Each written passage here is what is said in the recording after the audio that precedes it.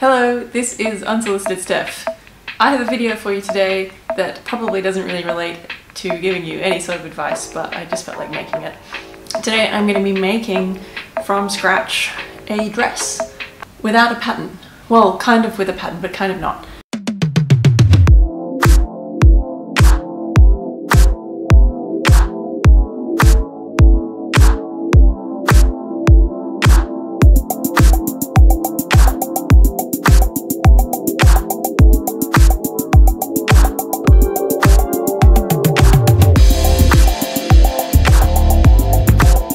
There's a dress that I saw on Instagram a while ago that was really cute and I really liked it, but it's sort of like the kind of thing that I probably have the sewing skills to make, so I didn't really want to go out and buy it. Today I'm going to have a go at sewing without using a pattern, kind of developing my own pattern, which could be interesting.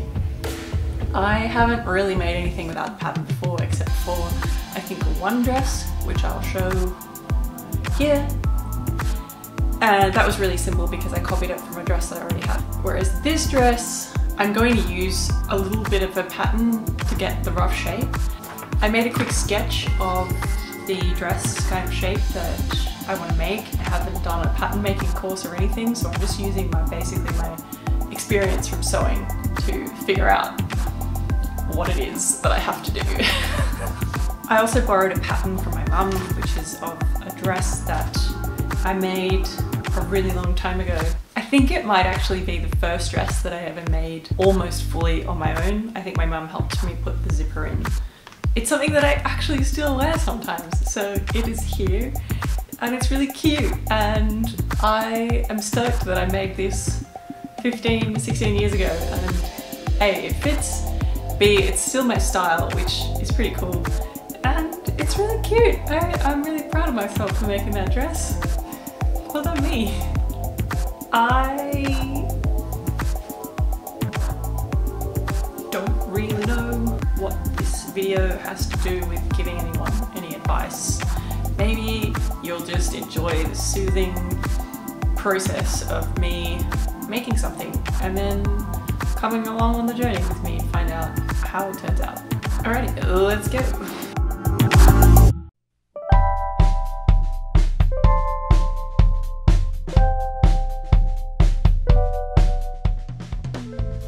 Cutting out a project is always the most tedious part, and it's something that I really hate doing. But for this project, since I had to cut quite a bit on the fold, I decided to use a little trick where you fold the outsides into the center.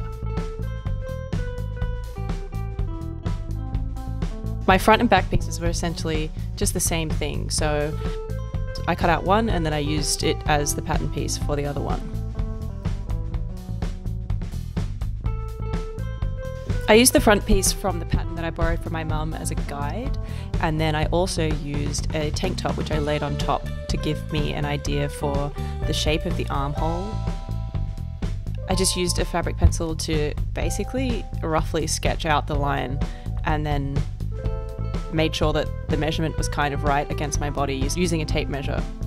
Occasionally I kind of got distracted because I was recording this while the cricket was on, so this whole dress took me a lot longer to make because of A, recording this stuff for YouTube, but also because every now and again I would have to go and watch the cricket replay. So here we go, I'm just using the pattern as a guide and making sure that I cut the notches in the side seams so that I can match up the front and back correctly.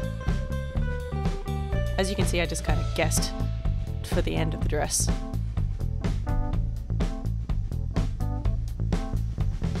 And then simply I just used that piece that I cut out first as the pattern piece for the other side. So one's my front and one's my back, and they're essentially identical.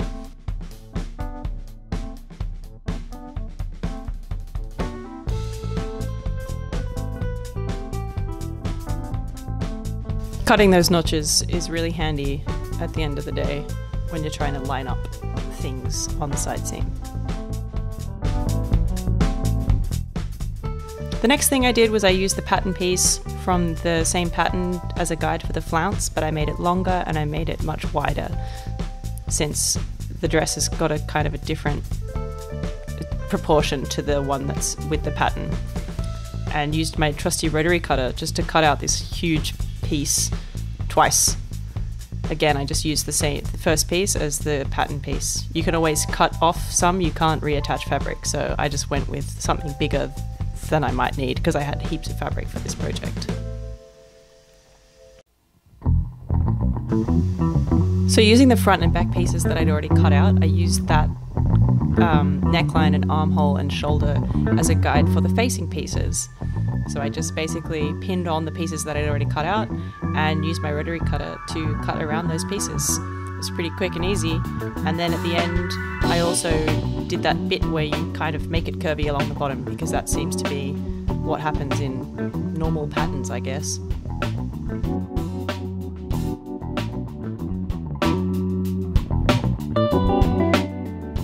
The last thing that I had to cut out of the fabric was the ties, which I totally just guessed.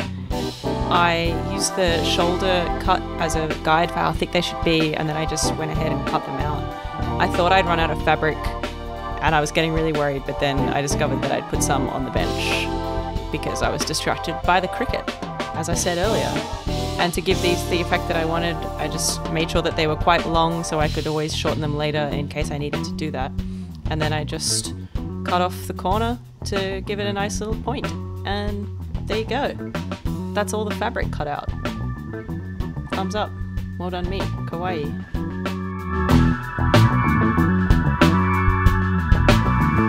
I thought I was done with the cutting out, and then I remembered that I had to cut out interfacing to reinforce the front facing pieces, because they were going to be carrying a lot of I guess tension in this pattern. That's where everything was riding through. So I just used the facing pieces that I had to cut my fusible interfacing, and then I ironed that on because that's how that stuff works. And I always iron it with the glue side down so that you don't get any glue on the iron. And then I finished off the edge with my overlocker, which was really handy. So my first sewing step was to sew the shoulder ties to the front and the facing, and then I ironed them flat after overlocking the edges. I top stitched along the top because they would need reinforcing, because that's where the tying is going to happen.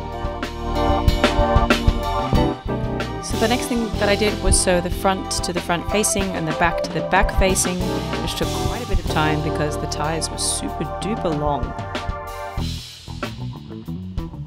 While I was recording all of this, I was thinking about what the point of this video would be and what advice it is that I would give.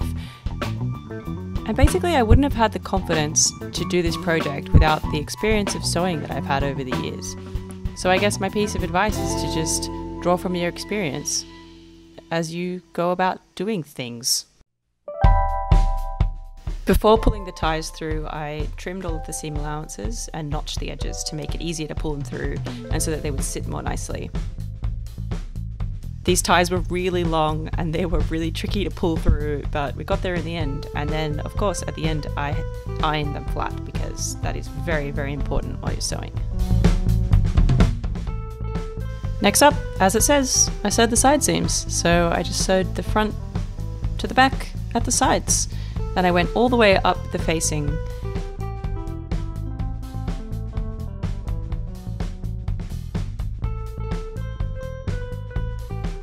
And then when the side seams were sewn, I finished them off with my overlocker. But if you don't have an overlocker, you can just use a zigzag stitch or consult the sewing mums of YouTube, and they'll help you out with some tips, I'm sure.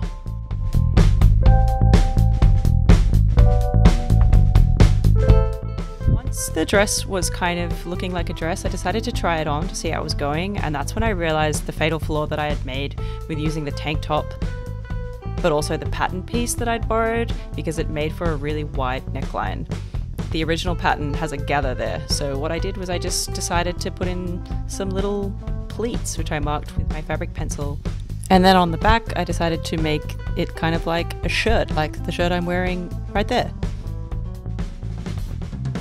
I was always planning to top stitch along all of the edges just to finish them off really nicely, but while I was doing the top stitch, I fixed those mistakes that I had made and I tidied up the neckline to bring it in a little bit and make it fit a bit better.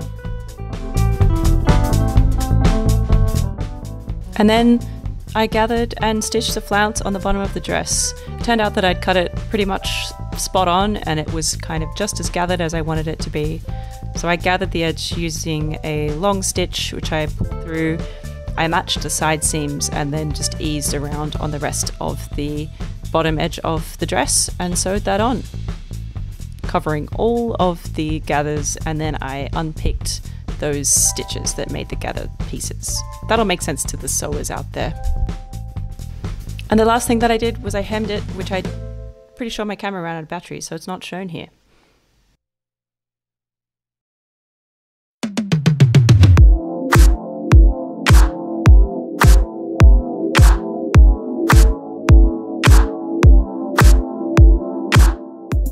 And this is the final dress, and I'm super duper happy with it. I wore it quite a few times at the end of summer, and I just love it. I call it my picnic beach dress. It's so fun and a bit ridiculous, and that's exactly the kind of style I'm going for. The front turned out really nicely, and the bows are super duper cute. I recorded this B-roll on a really busy afternoon on this street, so I was feeling really awkward while I was doing this. And these are the shoes that I bought to go with this dress, and I just love wearing this outfit because it's completely extra, and that's my vibe. And that's me done. Here I am. I hope you enjoyed this video. Don't forget to like, comment, and subscribe, and I'll see you at the next one. Thank you so much for watching. I hope you've found this informative and helpful, and some life advice you didn't know you needed. Bye!